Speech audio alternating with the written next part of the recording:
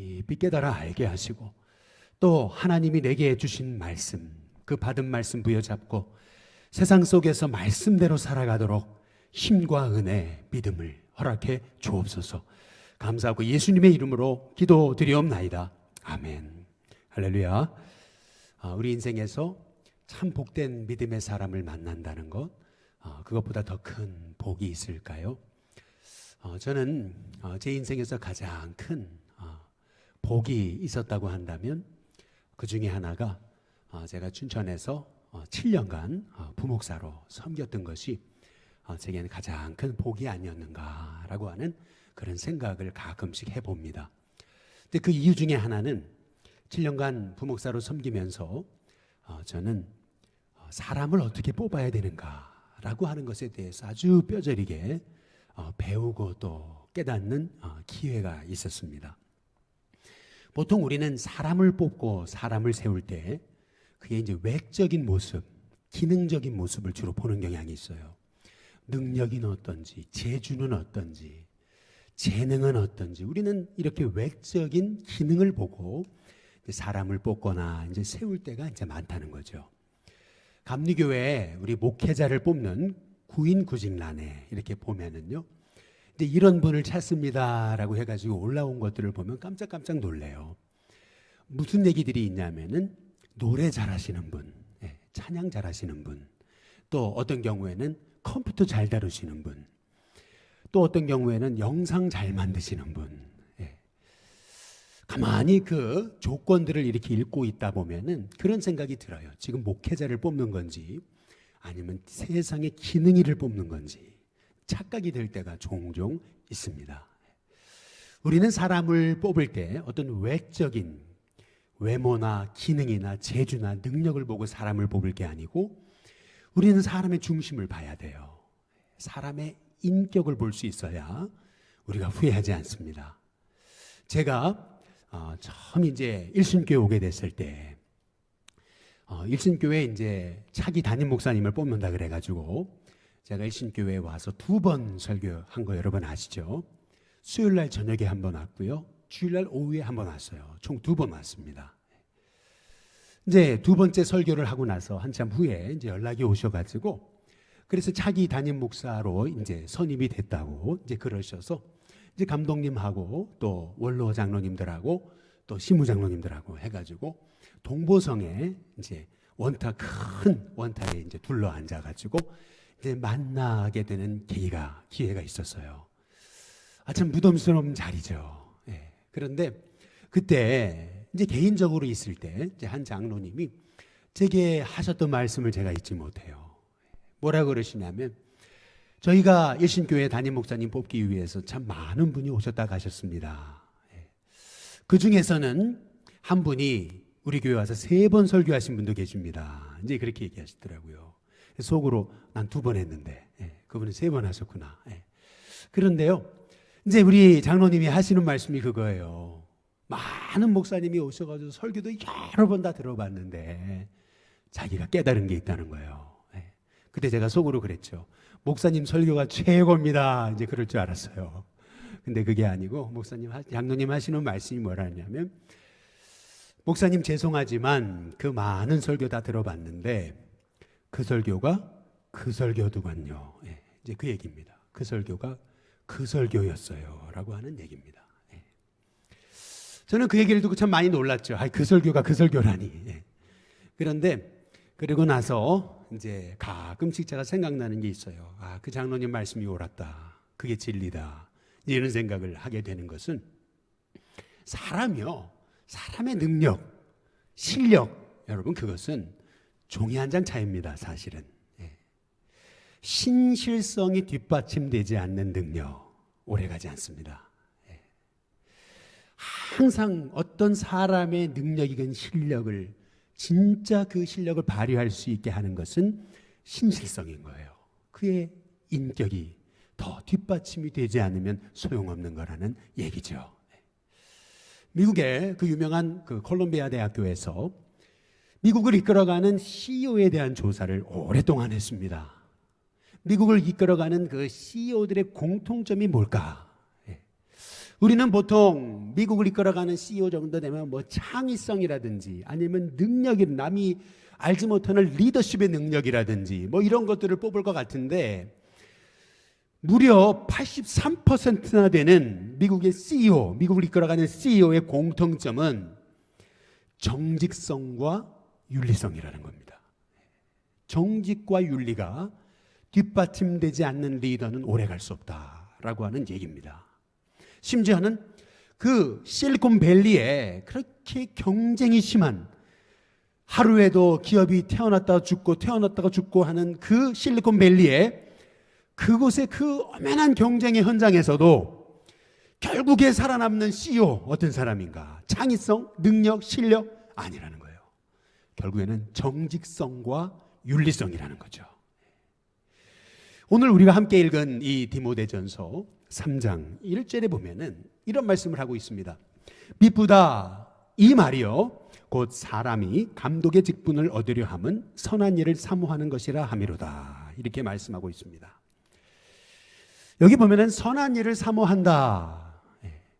감독의 직분을 얻으려면, 여기서 감독이라고 하는 것은요, 우리 감리교회에서 얘기하는 그러한 감독님, 감독회장님을 얘기하는 게 아닙니다. 초대교회는 엄연히 교회가 제도화되지를 못했어요. 그래서 교회는 세워져요. 끊임없이 교회는 일어나는데 파송할 목회자가 없는 거예요. 그러다 보니까 평신도 중에서 신실한 사람을 세워가지고 교회마다 보냈거든요. 교회를 이끌어가는 하나님의 종으로. 그 교회를 이끌어가는 하나님의 종, 평신도 지도자를 가리켜서 어떤 곳에서는 감독이라고 부른 거고요, 어떤 곳에는 장로라고 이렇게 부른 거예요. 우리도 이렇게 장로교회에서는 뭐 안수 집사님이 계시고 또 우리 감독에서는 뭐 권사님이라는 직분이 있었듯이, 마찬가지로 초대교회에도 이렇게 직분이 통일되지가 않았어요. 그러나 교회를 세우기 위해 일꾼이 필요했단 말이죠. 그래서 그 교회를 치리하는 평신도 지도자를 세우기 위해서 어떤 곳에서는 감독님이라는 호칭을 이렇게 부여하면서 교회를 이끌어가는 지도자를 세운 거고, 어떤 곳에서는 이렇게 장로님이라고 부르면서 교회의 지도자로 세운 거예요. 근데 오늘 여기 말씀해 보면은 사람이 감독의 직분을 얻으려 함은 선한 일을 사모하는 것이다, 이제 이렇게 얘기했어요. 교회의 영적 지도자, 평신도 지도자가 되려면 선한 일을 사모해야 된다. 여기서 선한 일이라고 하는 것을 이제 원어 성경에 보니까 이런 거예요. honorable responsibility라 그랬습니다. 아주 영광스러운 그런 책임감을 가져야 된다라고 그렇게 말하고 있어요. 다시 말해 표준서변역의 번역에 보면은 사람이 감독의 직분을 얻으려면은 그러면 훌륭한 일을 하기를 사모해야 된다. 영예로운 주님이 기뻐하시는 일을 사모하는 사람이어야 된다. 이제 이렇게 말씀하고 있는 것이거든요. 우리가 함께 읽은 이 디모데전서 3장 1절에서 7절까지의 말씀을 통해서 우리는 하나님이 기뻐하시는 교회의 평신도 지도자란 어떤 사람이어야 되나, 교회 지도자의 자질에 관한 말씀을 하고 계시는 겁니다. 먼저 첫 번째로 인격의 사람이어야 된다는 거예요. 디모데전 3장 2절에 보시면은 그러므로 감독은 책망할 것이 없으면 이제 이렇게 얘기하고 있어요. 아니, 사람이 책망할 것이 없는 사람이 있습니까? 흠이 없는 사람이 있어요? 오늘 여기 말씀에서 말씀하고 계시는 것은 사람이 지도자가 되려면 완벽해야 된다는 것을 얘기하고 있는 게 아니에요. 저도 그렇고 여러분도 그렇고 얼마나 연약합니까? 매일 넘어지잖아요. 심지어는 이 말을 하고 있는 사도 바울도 완벽하지 않았거든요. 그렇다면 감독은 책망할 것이 없으며 라고 한 말씀의 의미가 뭐예요? 결국 그는 인격의 사람이어야 된다는 거예요.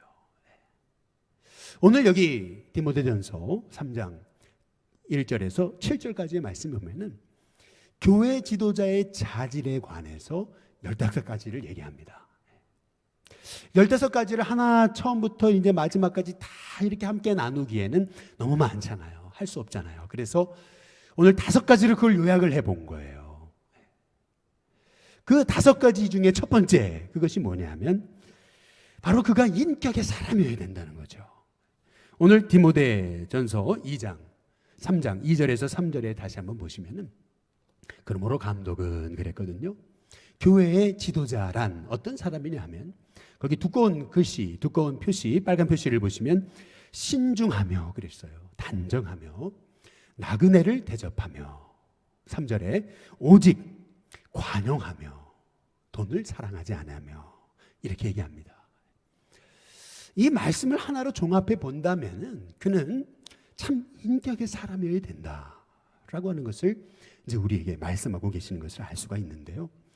먼저 우리가 이 말씀에서 우리가 2절에 주목해야 되는 것은 나그네를 대접할 줄 아는 사람이다. 나그네를 잘 극진히 대접할 수 있는 사람이다. 이제 이렇게 이제 말씀하고 있어요. 공동체에 낯선 사람이 왔어요. 낯선 사람이 왔다고 해도, 소자한 사람이 왔어도 꼭 천사를 대하듯이, 주님을 대하듯이 따뜻한 마음을 가지고 그 영혼을 자기 가슴으로 이렇게 맞이해 줄 수 있는 사람, 이제 그 사람이 교회 지도자가 돼야 된다. 이제 그러한 이제 얘기거든요. 여기서 중요한 것은 나그네라고 하는 말씀이에요. 나그네라면 잠깐 왔다 가는 사람인데, 그렇다면 그 잠깐 왔다 가는 사람일지라도 어떤 대가 바라지 않고 참 따뜻한 마음으로 이 나그네를 대접할 줄 아는 사람, 바로 그 사람이 교회의 지도자가 돼야 된다라고 말씀하고 계시는 것이거든요. 제가 미국에서 살 때 저희 집에서 한 10분만 차를 타고 가면은 백악관이 있었습니다. 이 백악관의 맞은편에는 그 유명한 미국의 여러 박물관들이 있어요. 미국의 박물관의 특징 뭐 다 그런 건 아니고요. 이제 많은 박물관들이 다 무료입니다. 네. 그래서 저희는 이제 주일날 오후나 예배 다 끝나고 저녁 시간이나 아니면 이렇게 좀 토요일날 오후나 이렇게 이제 자주 백악관 근처에 가서 이제 그 박물관을 자주 들렀어요. 근데 그 박물관이 어떤 박물관이었냐면은 미국의 역사 박물관이에요. 어메리칸 히스토리 뮤지엄 뭐 이런 것들이 있어요. 그래서 거기 이제 들어가서 이렇게 보면은요, 미국 역사가 한눈에 쫙 보이게 해놨어요. 근데 가서 이렇게 보면은요, 미국의 과거의 집들, 가옥 구조에 대해서 쫙 이렇게 속을 들여다볼 수 있도록 그렇게 이렇게 모형으로 해놓은 것들이 있거든요. 근데 거기 가서 제가 보다가 깨달은 게 하나 있어요. 그게 뭐냐면, 미국의 집들은요, 가는 곳마다 어떤 집이든 간에 나그네를 대접하고 나그네를 쉬게 하는 방이 따로 있었어요. 미국이라 하면 워낙 큰 나라잖아요. 그러다 보니까 이제 옛날에는 뭐 차가 있었던 것도 아니고 뭐 핸드폰이 있었던 것도 아니고, 그러니까 이제 먼 길을 가다가 중간에 밤이 돼서 쉬어야 되는데 쉬어야 될 데가 없잖아요. 그러니까 이제 아무나 집이나 이렇게 두들겨 가지고 이제 좀 쉬어도 되냐고. 그러면은요, 미국에 원래 미국 사람들은 문을 탁 열어가지고 환영하면서 그 사람들을 맞이하고 따뜻한 밥 준비해서 먹이고 입혀주고 재워준 다음에 이렇게 환대해서 보내는, 그것이 미국 문화였음을 이제 거기서 소개하고 있는 것이거든요. 그런데 여러분 잘 한번 생각해 보세요. 이제 여러분이 바이블 하이킹을 하면서 여러분이 이제 이번 주에 보시게 되겠지만, 이 아브라함 같은 경우가요, 나그네가 와도요, 그 나그네를요 아주 정말 극진하게 천사를 대접하듯이 대접하는 거예요.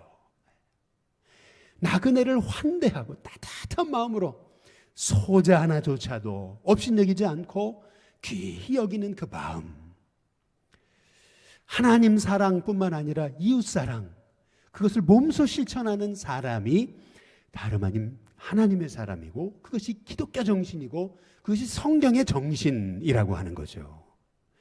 이러한 이 나그네를 대접하는 문화 속에서 미국이 세워졌다라고 하는 것을 거기서 말하고 있어요. 한국이 미국에게 당할 수밖에 없는 이유라고 하는 책이 있습니다. 이 책은 오연호라고 하는 기자분이 쓰신 건데, 뭐 이분이 어떤 편협한 그러한 분이 아니에요. 아니 왜 이렇게 미국이 잘 될까? 어떻게 강대국이 됐을까? 너무 궁금해서 미국 가서 공부도 하고 살아보고 문화를 경험하면서 미국이 강대국이 될 수밖에 없는 이유에 대해서 그가 발견한 거예요. 그가 얘기하는 딱 한 가지, 미국이 왜 이렇게 강대국이 됐는가? 그것은 다름 아닌 발런티어 정신이라는 거죠. 발런티어 정신이 뭡니까? 결국 어떤 일이든 누가 시켜서 하는 거 아니에요. 자원해서 말이에요. 깊은 마음으로 가난하고 헐벗은 사람 섬기고 어려운 사람 도와주고 그리고 나누고 베풀면서 나그네를 대접하고 내 자식 아닌데 입양해가지고 내 자식처럼 길러내고 그리고 나와 문화가 다르고 배경이 다르고 또 태어난 곳이 다르지만 함께 모여가지고 같이 한 공동체를 이뤄서 그래서 아름다운 그리스도의 문화를 세워가는 그러한 그 나라. 그래서 미국을 보통 미국의 문화를 멜팅 팟이라 그러잖아요. 용광로와 같은 어떤 영혼이든 들어가서 이렇게 하나가 되어지는 그런 문화의 사회. 그런 발런티어 정신, 이것이 없이는 우리 한국은 미국을 따라갈 수 없다. 뭐 그 얘기입니다. 결국 이 자발적으로 영혼을 섬기고 또 기쁜 마음으로 대접하고 따뜻한 마음으로 영혼을 섬겨주고 이게 결국 뭐예요? 이게 결국 기독교 정신 아니에요? 결국 이것이 이러한 인격의 사람 말이에요. 그런 사람을 하나님께서 교회의 지도자로 삼기를 원하신다는 거예요. 편협한 생각을 가진 사람이 아니라 관용하고 말이죠. 두 번째로 하나님이 기뻐하시는 교회의 지도자란 자신을 절제할 수 있는 사람이라고 말하고 있습니다. 디모데전서 오늘 3장 2절과 3절에 보시면 그러므로 감독은 그랬어요. 하나님의 지도자는 한 아내의 남편이 되고 절제하며 이렇게 얘기합니다. 3절에 술을 즐기지 아니하며 구타하지 아니하며 다투지 아니하며 여기 지금 한 아내의 남편이 된다. 절제한다. 술을 즐기지 않는다. 구타하지 않는다. 다투지 않는다. 다 무슨 덕목입니까? 절제의 덕목인 거예요. 자기를 절제할 줄 알고 습관을 절제할 줄 알고 감정을 절제할 수 있는 자기를 다스릴 줄 아는 사람이라고 말씀하고 계시는 거거든요. 특별히 오늘 말씀에서 우리가 3절에 주목해 볼 것은 술을 즐기지 않는 사람이라고 하는 말씀입니다. 어떤 분은 이 말씀을 보면서 그런 생각을 해요. 아니 술을 즐기지 말라고요?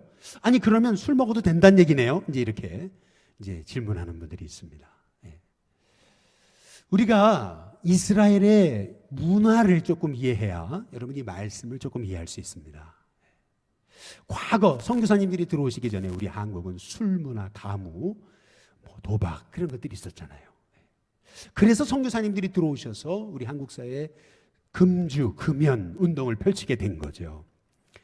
여기 이스라엘의 본래의 문화는요. 우리가 강릉에 가면은 잔치마다 문어를 내놓고 또 전라도에 가시면은 홍어 같은 거를 내놓잖아요. 마찬가지로 이스라엘의 문화는요. 이스라엘은 본래 유목민 출신인 거예요. 그래서 유목민 사회에서 가장 핵심이 되는 문화는 뭐냐면은 고기와 술이에요. 어떤 잔치든 술이 빠지면 안 되는 거예요.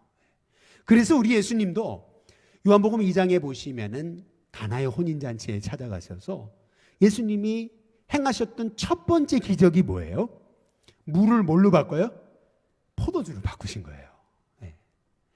그러니까 이스라엘의 문화란 고기와 술의 문화예요. 그러다 보니까 교회 지도자들도 잔치집에 가가지고 같이 사람들하고 술을 먹는 거죠.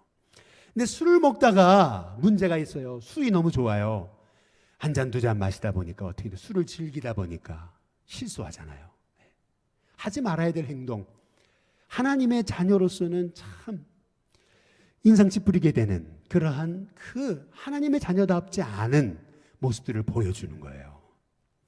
그래서 지금 사도 바울이 하나님의 사람이라면 술을 즐기지 않는 사람이어야 된다.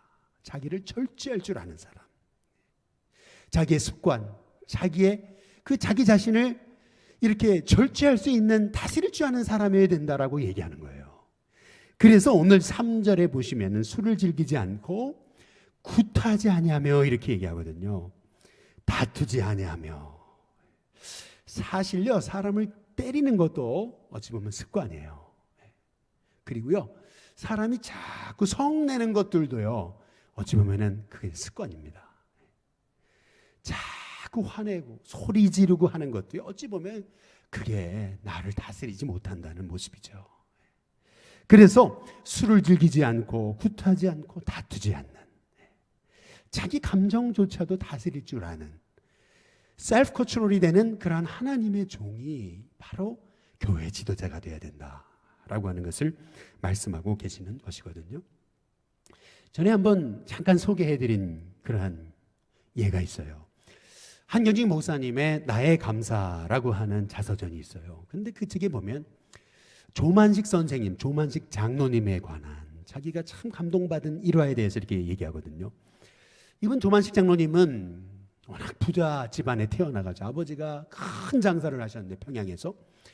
그러다 보니까 16살 때부터 장사를 배워가지고 돈 꽤나 이제 만지기 시작한 거죠. 이제 그러다 보니까 당시 이 평양 사회에 그 신흥 부잣집 아들들의 모습과 다름이 없었다는 거예요.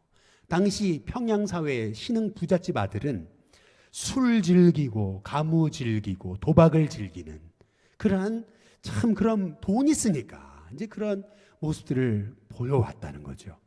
이 조만식 선생도 별 다를 바가 없었다는 거예요. 그런데 그 술을 막 즐기고 가무를 즐기는데 그때 그리스도인 청년 하나가 거기에 딱 나타나가지고 단도직입적으로 얘기를 한 거죠. 나라가 이렇게 어려운데 너만 잘 산다고 그렇게 술독에 빠져서 그렇게 도박질이나 하고 그렇게 살아야 되겠냐? 새로워져야 되지 않겠냐? 그럼 어떻게 새로워지는데? 그랬더니 그 청년이 했던 얘기, 예수님을 믿어라. 예수님을 믿으면 술도 끊어진다. 그리고 도박도 끊어진다. 먼저 너 자신이 새로워져야 된다. 그러면 너 한 사람을 통해서 세상이 바뀐다. 야, 그 얘기를 듣고 이 조만식 선생이 당장 그 자리에서 술 끊었대잖아요. 친구들한테 나이 들어서 술 먹지 않는다. 그리고 나서 말이죠, 자기보다 한참 밑에 있는 그 애들하고 공부하려고 숭실학교에 들어가가지고 자기가 한참 후배들하고 같이 공부하면서 기독교 정신을 배우고, 그리고 일본 명치학교에 가가지고 거기서 법학을 공부하고 돌아와가지고, 그래서 오산학교의 교장으로 취임하면서도 자비량으로 섬기면서, 그리고 눈이 오고 그러면은 제일 먼저 가서 눈을 쓸고, 또 겨울이 되면 땔감을 구해와야 되는데 저 먼 산까지 혼자 먼저 이렇게 먼저 짊어지고 가가지고 거기서 그냥 다 땔감을 떼오는 그 솔선수범하면서 말이에요. 그렇게 참 진짜 지도자란 저런 사람이다 라는 그러한 모습을 보여준 것이 자기에게는 인생에 참 귀한 그러한 영적인 롤 모델이라고 얘기하잖아요. 마찬가지로 우리 일신교회 성도님들, 하나님이 이렇게 저와 여러분을 구원해 주신 것도 감사하고 택해 주신 것도 감사하고 자녀 삼으신 것도 감사한데, 나에게 영광스러운 집사님이라는, 권사님이라는, 장로님이라는 직분 맡겨주셨잖아요. 하나님이 맡겨주신 이 직분이라면 우리가 참 하나님의 사람답게 절제하고 하나님이 기뻐하시는 이 말씀대로 우리가 섬기는 하나님의 종들이 돼야 되지 않겠느냐는 거죠. 그리고 세 번째로, 하나님이 원하시는 지도자란 가정을 믿음으로 세운 사람이라는 거예요. 디모데전서 오늘 3장 오늘 4절에서 5절에 보면 자기 집을 잘 다스려 그랬습니다. 자녀들로 모든 공손함으로 복종하게 하는 자라야 할지며, 5절에 우리 같이 한번 읽어보겠습니다. 함께 읽습니다. 시작. 사람이 자기 집을 다스릴 줄 알지 못하면 어찌 하나님의 교회를 돌보리요. 제가 지난주에 바이블 하이킹을 하면서 그런 말씀 드렸습니다.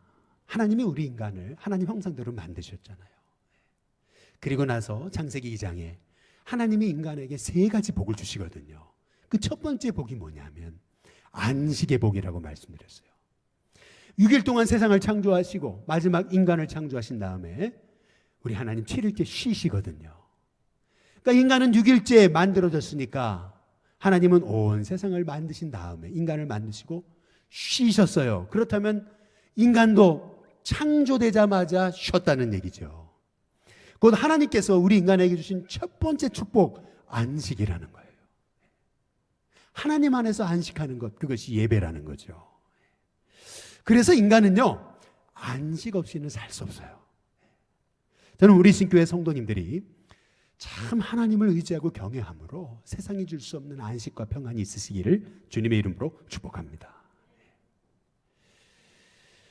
두 번째로 하나님께서 우리 인생에게 주신 그 복이 창세기 2장에 보니까 안식처를 주신 거예요. 에덴 동산이라는 곳을 창설하셨다. 하나님이 주신 안식처잖아요. 사람이 안식처가 없다는 것만큼 참 슬프고 눈물 나는 게 없는 거거든요. 하나님 주신 안식처, 이 에덴 동산, 하나님 주신 안식처니까 그 안식처를 잘 땀을 흘려 가꾸는 것, 그것은 복이다 라고 말씀드렸어요. 죄 짓고 나서 우리가 노동으로 일하게 된 게 아니고 에덴 동산이 만들어진 다음에 이미 우리는 일하는 존재로 만드셨다. 이 일하는 것이 축복이다. 일할 수 있는 것이 복이다. 기쁨으로 섬기며 일하고 땀을 흘리며 일하시라고 제가 말씀을 드렸습니다. 마지막 세 번째로 하나님이 우리 인간에게 주신 복은 가정이에요. 사람이 혼자 사는 것이 좋지 아니하니 내가 그를 위해 돕는 배필을 지으리라. 사람의 그 깊은 그 외로움이라고 하는 그 인생 안에 내재되어 있는 문제를 치유하는 진정한 방법, 하나님이 주신 선물, 그것은 가정이라는 거죠. 그래서 우리는요, 하나님이 내게 주신 최고의 선물인 이 가정을요 귀히 여기고 이 가정을 잘 믿음으로 세우는 것이 너무 중요한 거예요. 그것을 위해서 하나님께서 가정을 세우는 방법을 주셨잖아요.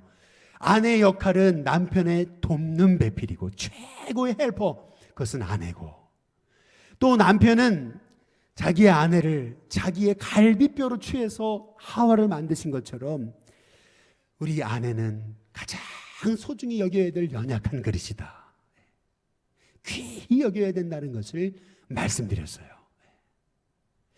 하나님이 우리에게 최고의 선물로 가정을 주셨는데요. 여러분, 이 가정조차 잘 믿음으로 세우지 못하는 사람이라면, 오늘 여기 5절에 말씀하시잖아요. 사람이 자기 집을 다스릴 줄 알지 못하면 어찌 하나님의 교회를 돌볼 수 있으리요. 가장 먼저 하나님이 내게 주신 축복, 이 가정을 믿음으로 잘 세우는 사람이 진짜 교회의 지도자다 라고 말씀하고 계시는 거예요. 저는 우리 신교회 성도님들의 가정이 정말 하나님의 은혜 안에, 사랑 안에, 믿음 안에, 말씀 안에 세워지는 복된 참 하나님이 주신 최고의 축복의 자리가 되시기를 주님의 이름으로 축복합니다. 제가 목회하면서 사실 제일 부끄러운, 제일 후회하는 것이 하나 있어요. 저는 처음 목회를 배울 때 그래야 되는 줄로 배웠거든요. 잘못 배운 거예요, 사실은. 제가 가끔 한번 말씀드린 기억이 있어요. 제가 섬겼던 춘천이라는 교회는 굉장히 교회가 컸습니다. 외부가 아니고요, 내부 로비만 농구장 크기보다 컸어요. 하루는요, 이 로비에 이렇게 딱 서 있는데요, 우리 아이가, 제 자녀애가 막 아빠 그러면 달려왔어요. 아빠가 교회에서 이제 아빠를 보니까 너무 좋아가지고 애가 막 달려왔어요. 근데요, 제가 어떻게 한 줄 아세요? 안아줘야 되는데 당연히 제 몸이 얼어붙었어요. 안아주질 못했어요. 그랬더니 옆에 있던 권사님이 제 팔을 이렇게 올리면서 목사님 좀 안아주세요, 이렇게 얘기를 해요. 왜 그랬을까? 근데 지금 생각해보면 참 그게 후회가 돼요. 목사는 이렇게 교회에서 늘 자기 자식 끼고 늘 자기 자식만 찾는 그런 인생이 되면 안 된다.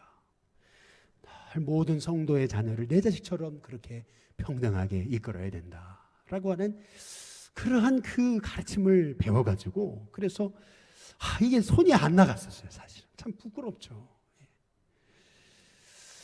성경은요, 목사가 되기 전에 아빠가 되라는 거예요.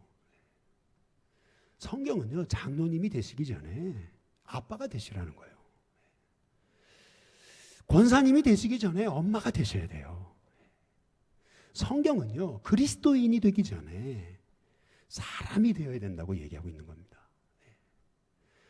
우리는요, 하나님이 내게 가정이라는 최고의 선물을 주셨다라고 하는 그 확신, 기쁨을 가지고요, 여러분의 가정을 참 귀히 여기고 여러분의 가정을 믿음으로 잘 세우는 거, 이 여러분 사명입니다.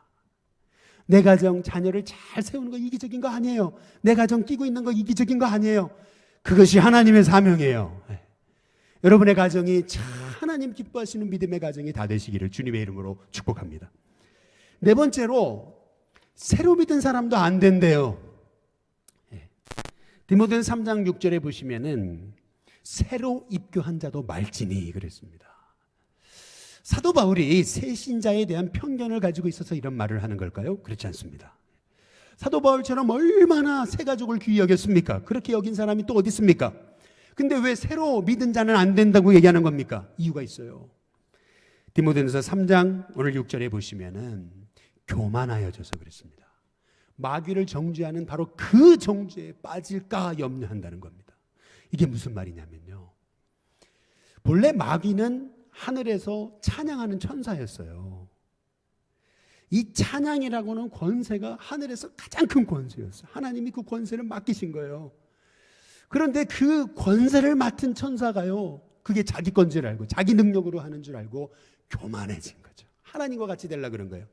그래서 하나님이 심판하셔서 하늘에서 내쫓으신 거죠. 그것이 마귀의 유래라고 성경이 말하고 있는 겁니다. 그래서 마귀를 정죄하는 그 정죄, 이 핵심이 뭐냐면요, 오늘 디모데전서 3장 6절을 보시면 새로 입교한 자도 말지니 교만하여져서 이렇게 얘기하거든요. 결국 오늘 말씀에서 사도 바울이 얘기하고 있는 말씀의 핵심은 뭐냐면 하나님의 종은 겸손한 사람이어야 된다는 겁니다. 이게 핵심입니다. 겸손한 사람. 저는 우리 신교회 성도님들, 우리 집사님, 권사님, 장로님들, 또 저를 포함해서 우리 모두가 예수님이 하늘 권세, 그 저 천성 버리고 이 땅에 오셔서 바로 우리처럼 낮아지시고 우리를 위해 십자가에 죽으신 그 겸손처럼 우리도 겸손하게 참 무릎을 꿇고 낮추고 또 낮춰서 영혼을 섬기는 참 겸손한 하나님의 종들이 되시기를 주님의 이름으로 축복합니다. 장로님들 사이에 이런 얘기가 있거든요. 우리 장로님이 되시려면은요, 기획위원회에서 청구하잖아요. 그러면은 교인들이 선거해서 뽑아주셔야 돼요. 그래서 장로님으로 피택이 되는 거죠. 그런데 문제가 있어요. 뭐냐면은 기획위원회에서 이제 선거를 했어요. 그러면 교인들이 선거를 해서 뽑아줘야 돼요. 선출을 해드려야 되거든요. 그런데 이게 이제 한 번에 잘 안 되잖아요. 한 번 떨어지고 또 다음에 또 떨어지고 또 떨어지고 이제 이렇게 되니까요, 이 장로님이 마음에 시험이 오는 거예요. 아, 내가 이 교회에서 필요 없는 사람인가 보다. 아, 내가 별로 이 교회에서 쓸모없는 사람인가 보다. 참 마음에 여러 가지 별의별 생각이 다 들잖아요. 이 교회를 떠나야 되나, 이런 생각이 드는 거죠.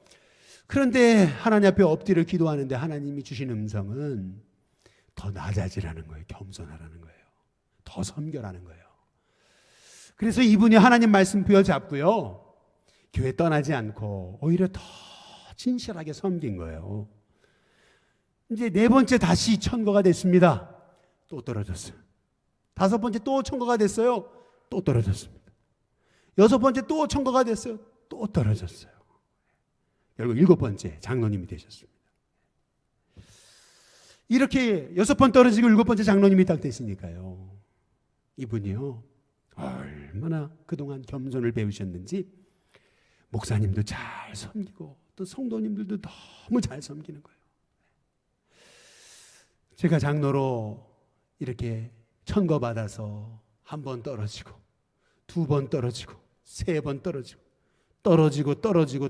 떨어지면서 가장 낮은 자리까지 내려갔다는 거예요.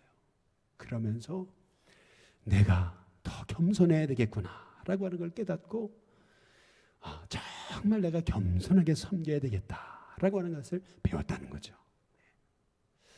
결국 하나님이 쓰시는 하나님의 종은요, 겸손한 사람이어야 돼요. 그래서 성경에서는 교만은 패망의 선봉이지만 겸손은 존귀의 앞잡이라 그랬습니다.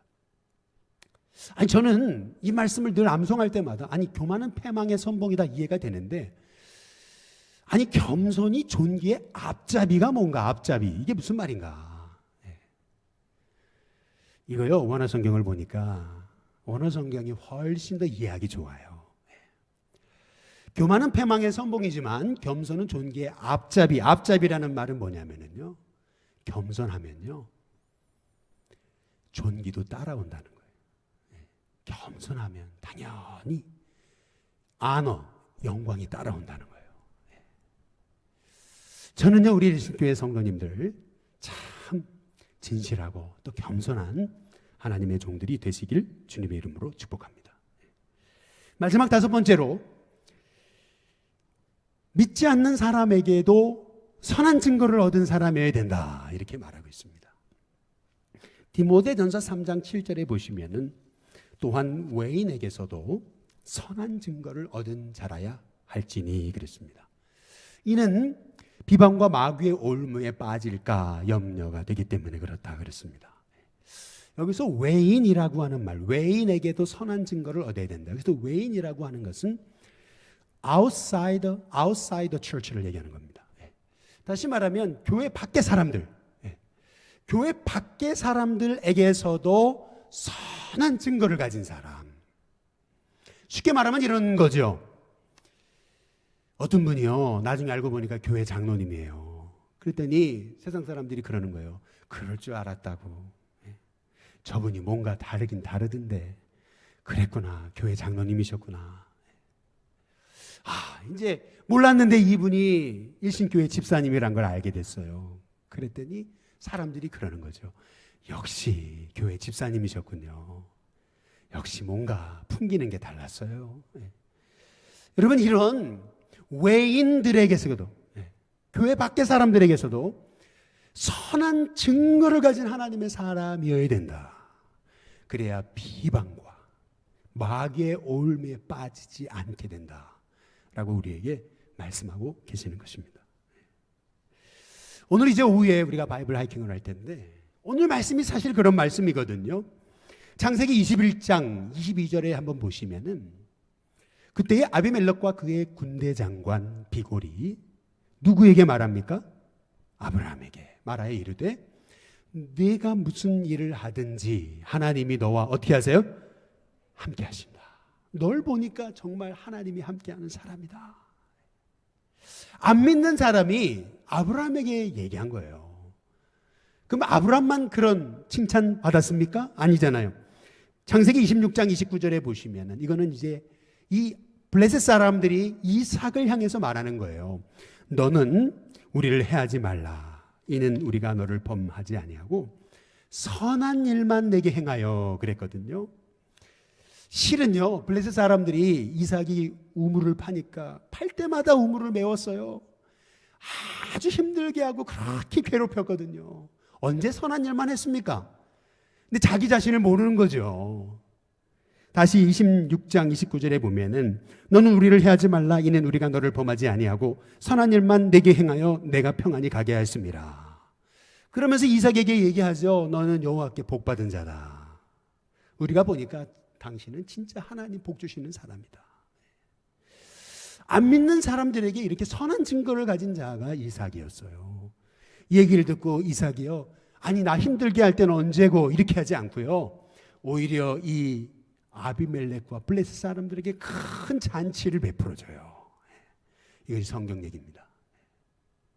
그렇다면 아브라함과 이삭만이었어요? 그렇지 않습니다.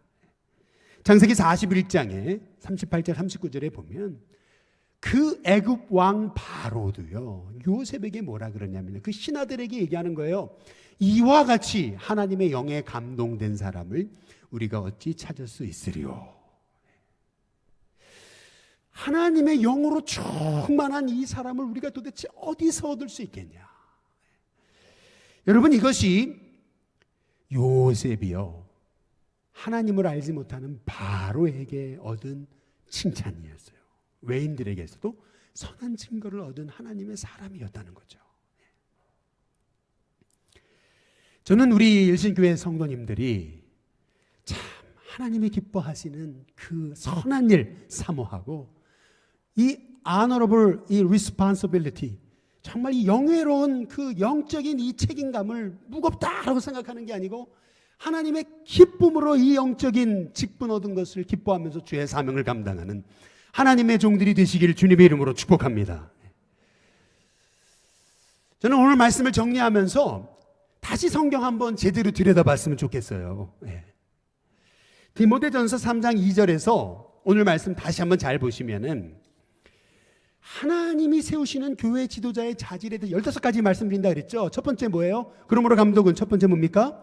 책망할 것이 없으며, 두 번째요, 한 아내의 남편이 되며 절제하며 신중하며 단정하며 나그네를 대접하며 가르치기를 잘하며 술을 즐기지 아니하며 구타하지 아니하며 오직 관용하며 다투지 아니하며 돈을 사랑하지 아니하며 자기 집을 잘 다스리고 새로 입교한 자도 안 되고 외인에게 선한 증거를 얻은 자다. 총 15가지죠. 그러면 여러분께 한번 여쭤보겠습니다. 15가지를 이제 5가지로 요약해서 여러분께 말씀을 드렸는데 여러분 생각나는 거 있어요? 딱 떠오르는 게 있습니까? 가슴에 혹시 이 말씀을 읽다가 부딪혀오는 거 있으십니까? 저는 부딪혀오는 게 있었어요. 그게 뭐냐면 잘 한번 보세요. 15가지 중에 적은 것도 아니에요. 이 많은 조건 중에서요. 한번 잘 생각해 보세요. 첫째, 성경을 줄줄 꿰는 사람 있습니까? 없어요. 그러면 남보다 출중한 리더십이 있는 사람 있습니까? 없어요. 그러면 집안이 좋은 사람 있어요? 없습니다. 또 뭐 언변술이 굉장히 좋은 사람 없어요. 그렇다고 뭐 남보다 남이 갖지 않은 그 신유의 은사 능력 없어요. 여러분 여기에 뭡니까? 이 15가지가 뭐예요? 결국 그리스도인의 기본기입니다. 결국 기본이에요. 이건요, 하나님의 사람이라면 교회 지도자만이 아니라 모든 성도가 가져야 될 기본, 영적인 기본기예요. 하나님 사랑하고, 하나님 사랑하면 당연히 이웃을 사랑하고, 하나님 말씀 쫓아서 말씀대로 살고자 몸부림치는 그 한 사람, 하나님이 찾으신다는 거 아니겠어요? 너무나 감사해요. 만약에 뭐 성경을 줄줄 꿰는 사람, 신의 은사가 있는 사람, 뭐 집안이 좋은 사람, 뭐 돈 많은 사람, 뭐 소위 뭐 언변술이 대단한 사람이 만약에 교회 지도자로 세워진다면 저는 여기 설 수 없죠. 여기 보니까 하나님이 뽑으시는 사람은 어떤 사람이에요? 그냥 주님의 사람답게 진실하게 주님 섬기는 사람이에요. 저는 우리 신교회 성도님들이 참 이런 주님의 사람 되겠다고, 주님의 사람 되게 해달라고 여러분 기도할 수 있는 하나님의 종들이 다 되시길 주님의 이름으로 축복합니다.